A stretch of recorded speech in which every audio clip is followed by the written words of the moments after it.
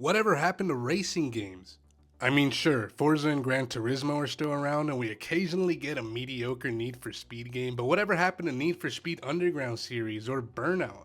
And does anyone remember Blur? All the racing games today feel the same, unfortunately, and as much as I enjoy the Forza Horizon games, I must admit that I do miss taking down racers on the blacklist in Need for Speed Most Wanted and destroying the competition mid-race in Burnout Revenge. But then I thought to myself, were these games actually that good? Or are the nostalgia lenses blurring my judgment? Again. So in today's video, I'm going to be revisiting some of my favorite racing games from back in the day and see if they really are as good as I remember. And I can't think of a better time to do this because later today I have my driver's test. So let's go ahead and get started with Split Second. Please tell me somebody remembers this game besides me. Split Second is developed by Black Rock Studio and published by Disney Interactive Studio. I know it's kind of weird seeing a Disney published game without any of their IPs being a part of it. But before developing Split Second, Black Rock Studio was pretty much only exclusively making racing games. From a couple of Hot Wheel games and some ATV games, they pretty much had done it all in the racing genre, leading them into creating one of the most original and fun racing games that I have ever played.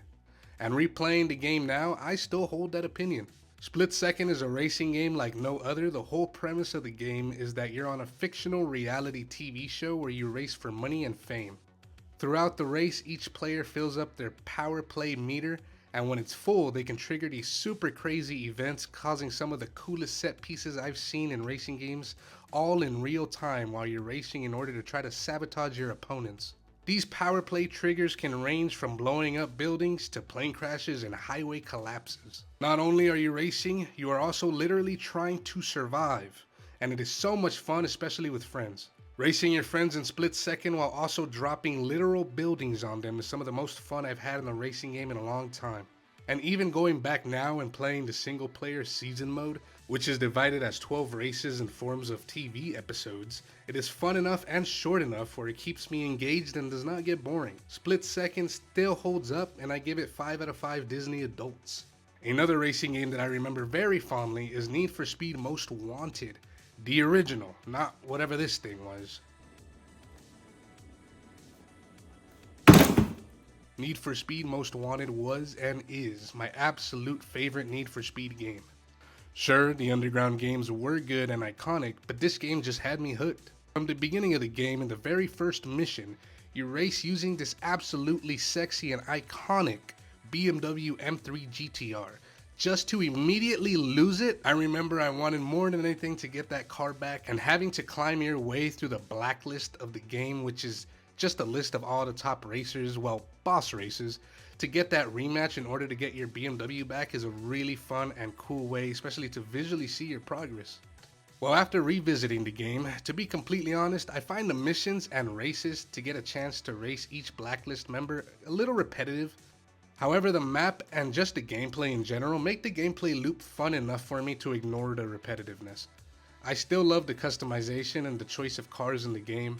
Running away from the police can sometimes be a little challenging and fun, and each race against one of the blacklist members are memorable because they each have a unique car that are super cool looking.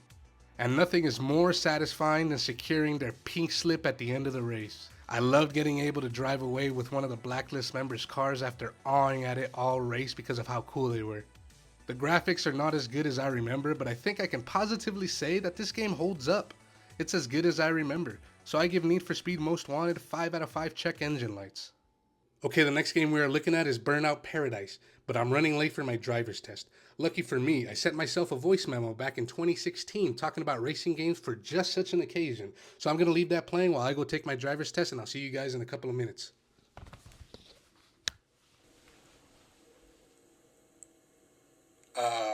Burnout Paradise. Burnout Paradise is the 6th game in the franchise developed by Criterion Games, and coincidentally enough, Criterion Games are the developers of all the new Need for Speed games after 2010. According to the creative developer Alex Ward, Burnout Paradise was supposed to be a reinvention of the franchise, introducing an open world and a big focus on online multiplayer. If you've never played a Burnout game, you are missing out. It's basically a regular arcadey racing game, but with a real big focus on crashing and destruction. You can take out your opponents by causing them to crash and taking out their vehicles completely.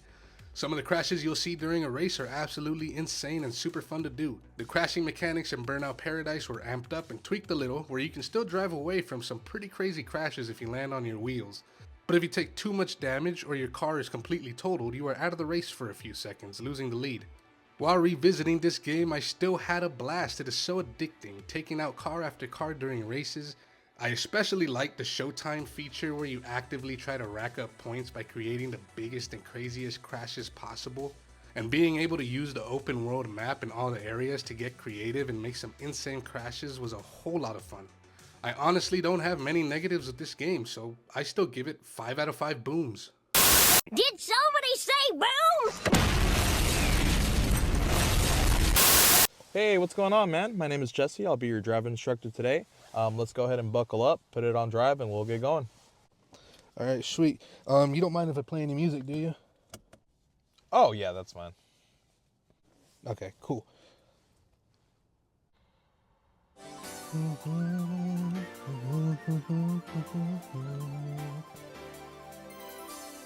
Can you see the sun is shining on me? It makes me feel so free, so alive. It makes me want to survive. And the sky, it makes me feel so high. The bad times pass me by. 'Cause today, it's gonna be a brighter day. Does anyone honestly remember the game Blur? Blur feels like a fever dream. It just kind of came and went. I don't even remember buying it. I kind of just had it. I don't know how, but I'm glad I did. Released in 2010 and developed by Bizarre Creations, the devs behind the old Project Gotham Racing series, Blur was a brilliant arcade-like racer that incorporated power-ups like Mario Kart or a car combat game. It was basically Mario Kart but with real cars and real locales. I absolutely loved the idea and loved this game. This was the game I would break out when my friends would come over, and I remember playing online for hours as well. And replaying it now, I can absolutely say that the gameplay holds up. It's still just as fun as I remember. I just really wish I can play online, because the career mode is very similar to Need for Speed Most Wanted, as in that you move up your way a list of boss races, completing smaller races and challenges to get a chance to race them. However, I think the lack of an open world made it feel even more repetitive than Need for Speed. I only played through a few races, and I think I beat 2 of the boss races, and then I just kind of got bored of the game, to be honest. Now, I'm not knocking on the gameplay because I still think it's amazing and brilliant and one of the most original racing games that I remember from the 2010s eras. But if you're not playing against other players, it's just not as fun or challenging, even on the hard difficulty. So for that reason, I give Blur 4 out of 5 Angry Luigis. But that doesn't mean much. I still think Blur is amazing, and I recommend it to everybody. Can you feel the sunshine? Does it brighten up the day? Don't you feel that sometimes you just need to run away? The next game we're looking at is Midnight Club Los Angeles. Midnight Club Los Angeles is the 4th game in the series developed by Rockstar, the GTA masterminds. The Midnight Club series is one of my favorite racing series, mostly for its arcade-style racing and its customization. I believe this is where Midnight Club LA really shines. You can customize just about everything in your cars, including your interiors. This detailed level of customization adds a lot of personality to the game and gives it its identity, in my opinion. The racing is a very arcadey style where you even get some power-ups to choose from, like EMPs or a slow motion type of ability that lets you weave through traffic. And after replaying this game, I just very badly want Rockstar to make a new one. The single player story in this game is reminiscent to that of a GTA game, and I absolutely loved it.